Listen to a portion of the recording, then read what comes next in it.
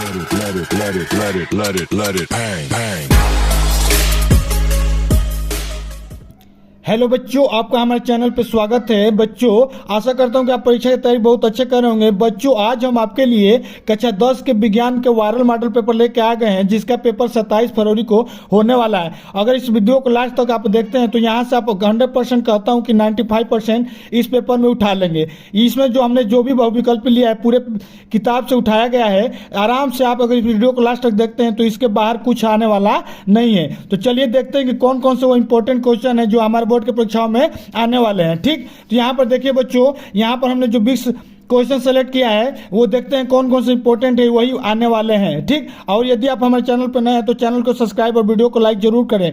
चलिए तो देखते हैं। क्वेश्चन नंबर 1 कह रहा है कि किसी प्रकाश के दर्पण से मुख्य अक्ष के समांतर आने वाली किरणें फोकस पर एकत्र हो जाती हैं। ऑप्शन दिया ए अवतल पर, समतल पर, सी दिया उत्तल पर, या किसी से नहीं। बताइए बच्चों, जो हमारे दर्पण पे मुख्य अक्ष के समांतर जो किरणें फोकस पर एकत्र होती हैं कहाँ पर होती है? तो आपको बताइए अवतल पे होती है। कहाँ होती है बच्चों? अवतल पे होती है। यानी ऑप्शन नंबर हमारा क्या हो जाएगा?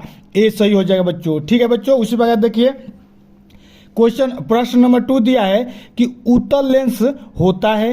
ऑप्शन यहाँ पर हमारे चार दिया है कि सदा अभिसारी, सदा अपचारी, न अभिचारी, न अपसारी, फिर लिया है वस्तु को दूर रखने पर अभिसारी। तो बताइए बच्चों, हमारा उत्तल लेंस क्या होता है? यदि आपको इसका आंसर पता है तो कमेंट करते हुए बताते रहिए, हम आपका सब कमेंट पढ़ते रहेंगे। ठीक, तो यहाँ पर देखिए ऑप्शन नंबर इसका क्या हो जाएगा?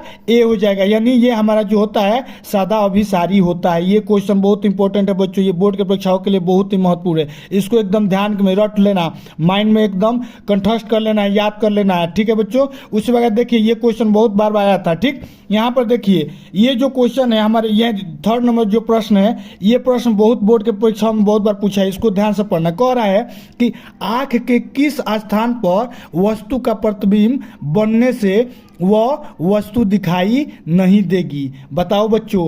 ऑप्शन यहाँ पर 4 दिया है कि पीत बिंदु पर, अंध बिंदु पर, रेटिना पर, या इनमें से कोई नहीं। तो जो हमारा प्रतिबिंब बनने पर वस्तु दिखाई नहीं देता है तो इसका हमारा सही होगा अंध बिंदु पर। अगर हमारा प्रतिबिंब बनेगा तो क्या होगा? कुछ भी आप नहीं देख पाएंगे। ये जो हमारा वीडियो बनना है, चाहे आप कुछ भी करना है, वो नहीं देख पाएंगे। कब नहीं देख पाएंगे? जब आपका प्रतिबिंब अंध बिंदु पे बनेगा तो बच्चों।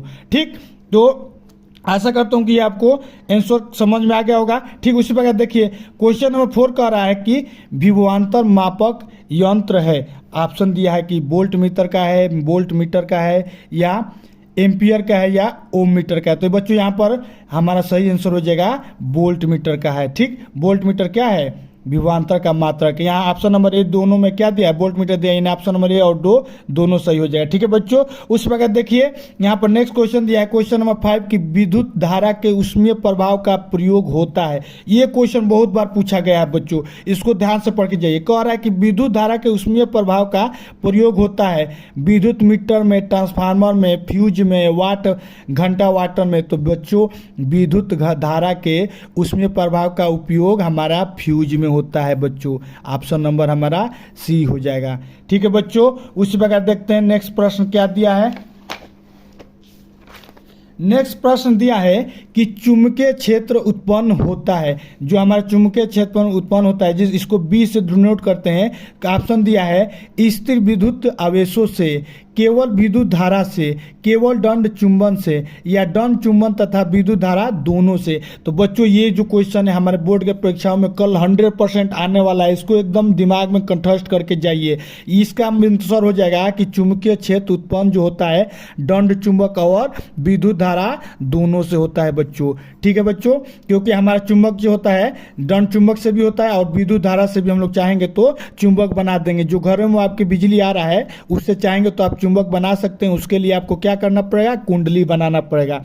कुंडली बनाएंगे और उसमें धारा प्रवाहित करेंगे तो कुंडली ना एक चुंबक की तरह काम करता है। ठीक है बच्चों, आइए देखते हैं अगला प्रश्न क्या दिया है। अगला प्रश्न दिया है कि चुंबकीय क्षेत्र की तीव्रता का मात्रक है। ऑप्शन दिया है। ये क्वेश्चन तो बहुत बार पूछा जाने वाला है। हमको आशा करता हूँ कि ये जो क्वेश्चन है हमने आपको बहुत बार बताया भी है। इसका कमेंट करके बताइए कि इसमें से चारों में से कौन सही होगा। यहाँ पर ऑप्शन नंबर ए दिया है कि न्यूटन पर एम्पियर इंटू मीटर स्क्वायर यहाँ पर बी दिया है कि न्यूटन पर एम्पियर मीटर, यहाँ पर दिया न्यूटन एम्पियर इंटू मीटर, यहाँ दिया न्यूटन स्क्वायर बटा एम्पियर इंटू मीटर। तो बच्चों कमेंट करके बताइए कि ए होगा या बी होगा या सी होगा या डी होगा। जल्दी से कमेंट करके कमेंट बॉक्स में बताओ। ठीक है बच्चों, आइए नेक्स्ट क्वेश्चन देखिए। नेक्स्ट क्वेश्चन कह रहा है कि कॉपर के प्रगलन में बेशुमार परिवर्तन का अस्तर होता है।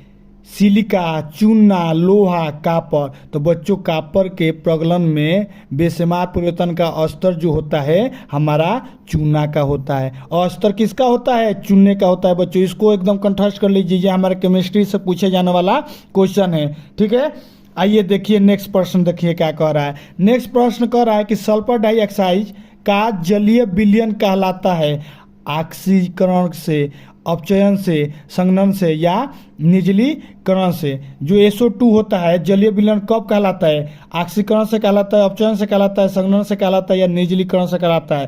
तो इसका सही आंसर हो जाएगा अपचलन से होता है बच्चों। ठीक, उसी प्रकार देखिए क्वेश्चन नंबर 10 कह रहा है कि आधुनिक आवर्त नियम प्रतिपादित करने वाला वैज्ञानिक है। जो हमारा आधुनिक आवर्त नियम है, आवर्त नियम से हमेशा पूछा जाने वाला क्वेश्चन है। तो कह रहा है कि आधुनिक आवर्त नियम प्रतिपादित करने वाला वैज्ञानिक है पाउट, न्यूलैंड, मेडलिफ या मोजले। तो आधुनिक हमारा आवर्त नियम प्रतिपादित करने वाला वैज्ञानिक मोजले है, यानी ऑप्शन नंबर डी सही हो जाएगा बच्चों।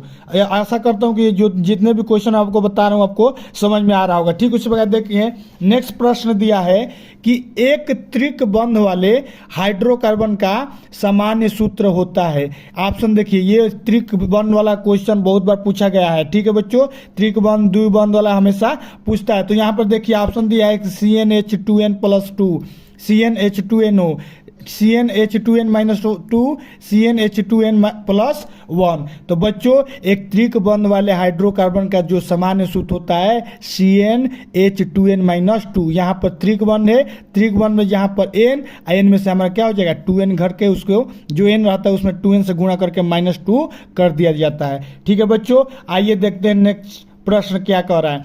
कह रहा है कि किसी एल्कीन का सूत्र है, ये इंपॉर्टेंट क्वेश्चन है, ये बहुत ही इंपॉर्टेंट क्वेश्चन है, इसको ध्यान से देखना।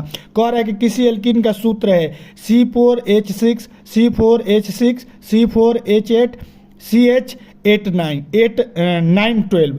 ठीक, तो बच्चों ये जो क्वेश्चन है, यदि आपको इसका आंसर पता है तो कमेंट करके जरूर बताते रहो।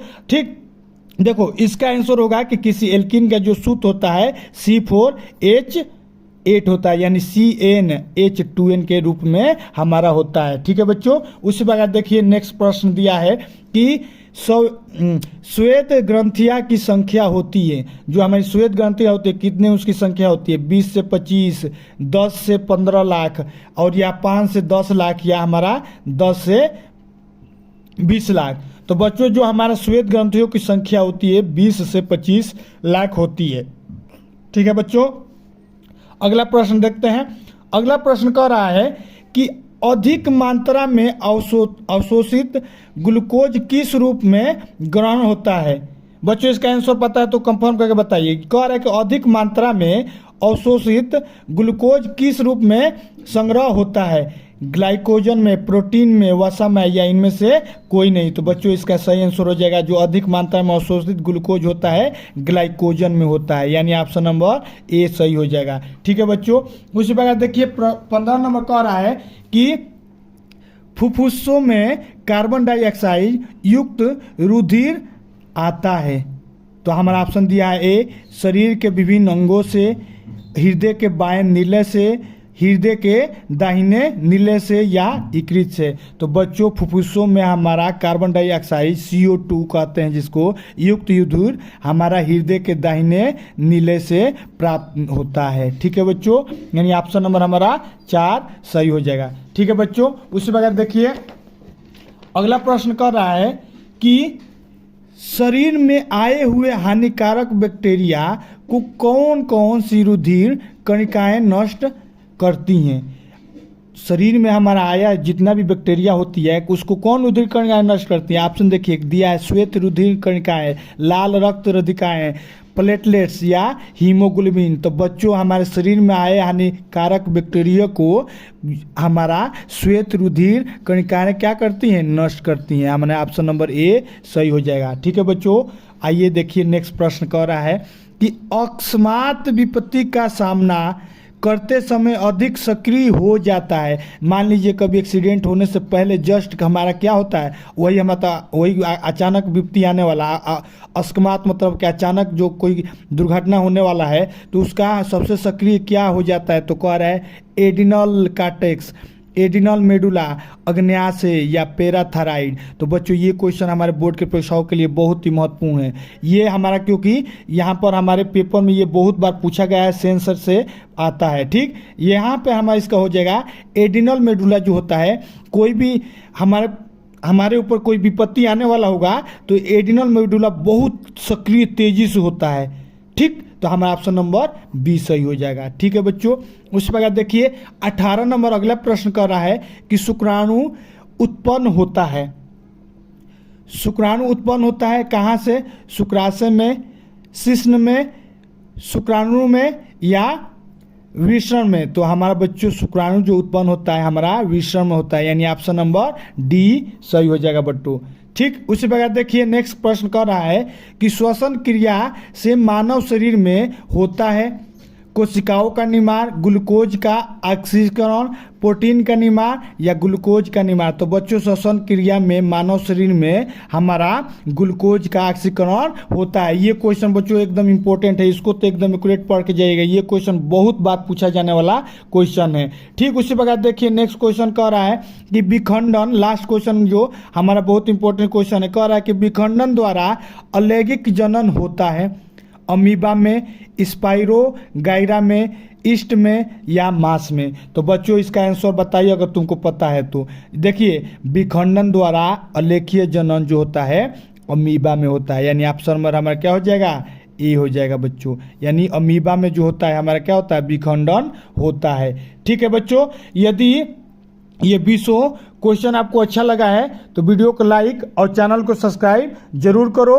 और बताओ कि एक हम आपको प्रश्न पूछे हैं जो हमने पिछले वीडियो में आपको बताया था कि यहाँ पर आपका एक प्रश्न कर रहा है कि जल में हाइड्रोजन व ऑक्सीजन का आयतानुपात होता है।